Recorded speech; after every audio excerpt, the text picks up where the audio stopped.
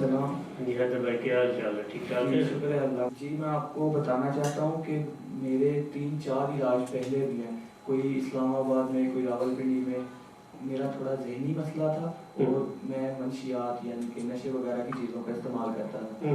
तो इससे पहले भी मैंने 3-4 हॉस्पिटल देखे हैं जो बड़े VIP किस्म के बने थे, लेकिन इस तरह का इन्वायरमेंट और इस तरह की मैनेजमेंट मैंने बिल्कुल नहीं देखी जो हमें इतनी इज्जत और इतने प्यार से रख रहे हैं। मेरे जैसा इंसान इधर आके अपनी सोच को बदल सकता है हमेशा के लिए, तो यहाँ कोई भी अपनी सोच बदल सकता है। भाई, ये फातिमा केयर में और दूसरे डिटेंशन में क्या आपने डिफरेंस देखा कि जो जिससे आपको इधर आकर आपको बेहतर फील कर रहे हैं? सबसे बड़ी चेंजिंग मैंने जो दूसरे हॉस्पिटल के बरक्स इसमें देखी है, ये नमाज की पाबंदी है इधर। माशाल्लाह। तो खाने से लेकर नहाने तक हर चीज़ का एक शेड्यूल रखा हुआ है इन्होंने।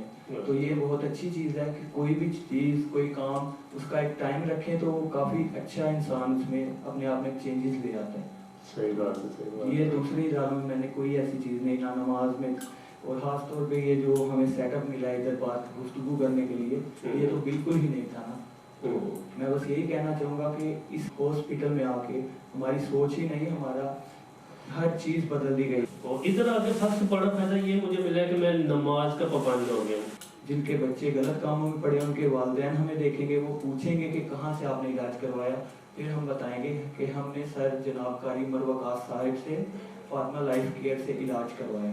जी तो एक और छोटा सा सवाल। जी ज़रूर। बस मैं ये आपसे पूछना चाहता हूँ कि आप मुझसे सीनियर हैं, मुझे ये बताएं कि जब हम लोग नशे में, गलत कामों में पड़ जाते हैं, एक नशे की वजह से हम चोरियाँ चकारियाँ, घर वालों से, बाहर वालों से, हर एक इंसान से झूठ बोलते हैं। मुझसे एक गलती हो गई जिसमें मैं बुरी लत में लग गया। तो घर वालों ने देखे मेरे हालात, फिर उन्होंने फातिमा लाइफ केयर से रब्ता किया और मुझे इधर एडमिट किया।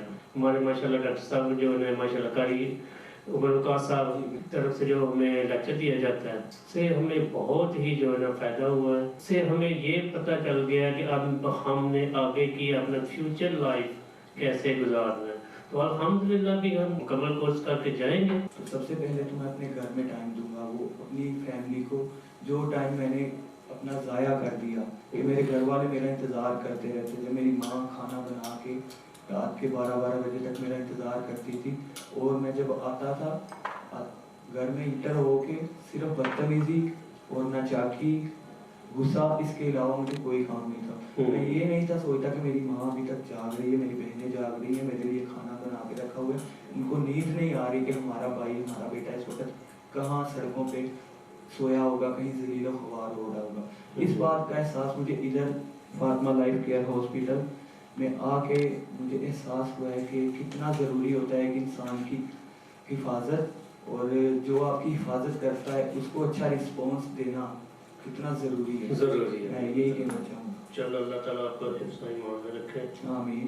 खुशी है आपसे मिलकर। जी मुझे भी बहुत खुशी, मुझे काफ़ी बातों को आपसे बताने। Thank you very much.